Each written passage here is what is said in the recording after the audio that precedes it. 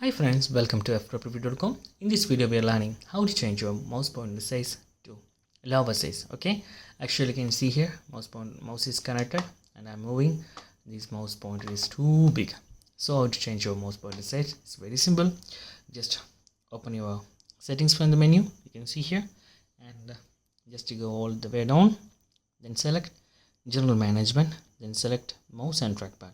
And you can see here my phone is s25 Ultra, so it is support desk mode, so it is up more than normal Android mobile mouse settings. So you can see here option of pointer size and color. Just open that and you can see here it is on the largest portion and you can simply drag here to change the size. Go all the way down, you can use small mouse pointer. Okay, and that's guys a very simple tutorial. And if you need any kind of Android or iPhone tutorial, just comment below. I will post my replies as video so I can easily watch and understand it.